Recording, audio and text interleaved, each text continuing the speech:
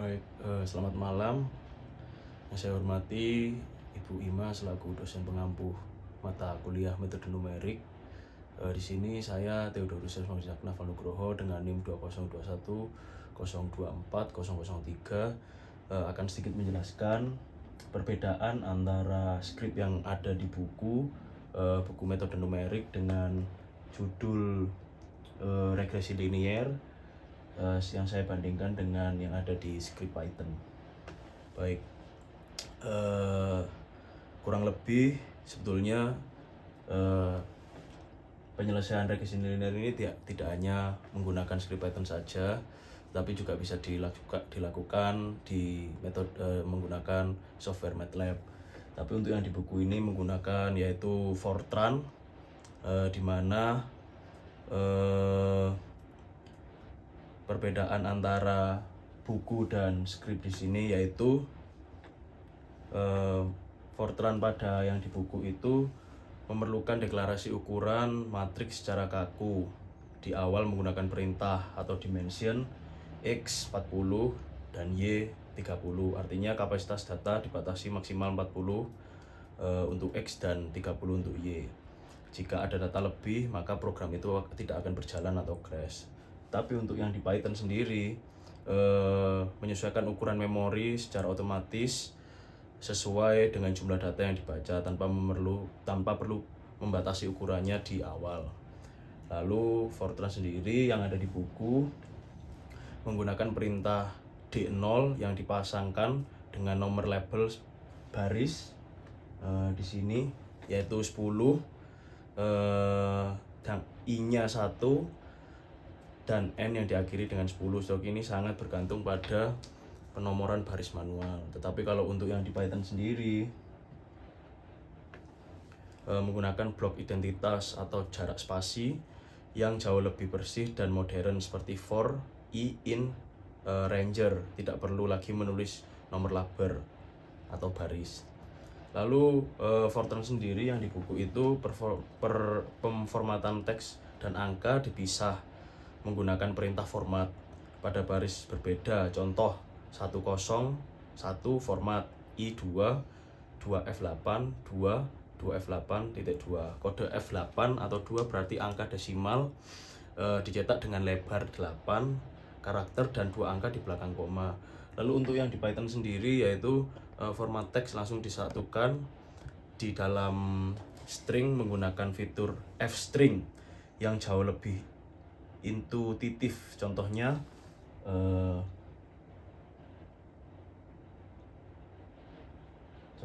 F dalam kurung xi lebih kecil 10 2f.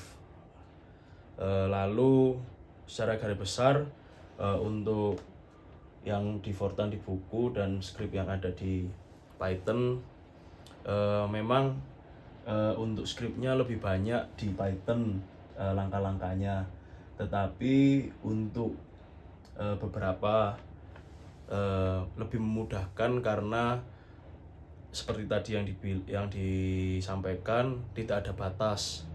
Sedangkan kalau di sini ada batas, misalnya 30, sedangkan datanya ada 31, maka yang ke 31 tidak bisa terbaca atau crash. Lalu variabel inputnya yang ada di buku atau Fortran dan ada di Python yaitu N untuk menyimpan jumlah total atau data. Lalu X dan Y adalah menyimpan data mentah dalam analisis regresi. X biasanya adalah variabel bebas dan Y adalah variabel yang terikat. Lalu untuk dimension X 40 dan Y 30 bukan variabel melainkan perintah Fortran untuk memesan tempat di memori. Artinya array X maksimal menampung 40 data dan Y maksimal 30 data. Di Python hal ini tidak diperlukan karena ukuran list bersifat dinamis.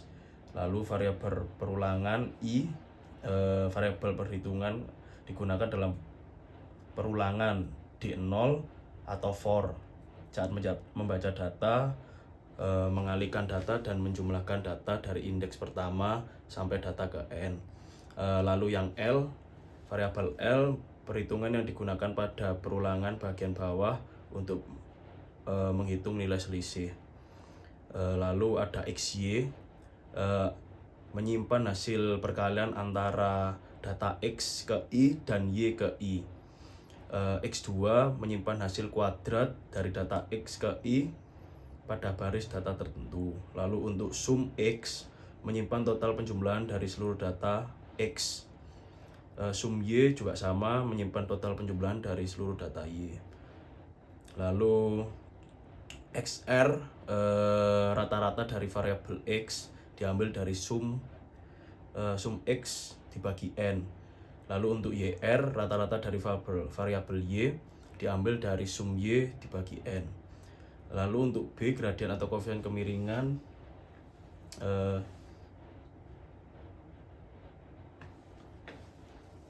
yaitu menunjukkan seberapa besar perubahan Y jika X berubah sebesar satu satuan.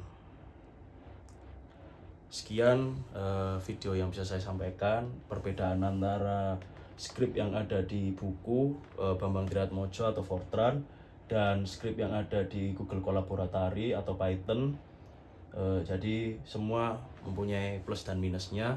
Semoga bisa membantu teman-teman agar perkuliahannya bisa lancar. Terima kasih. Selamat malam.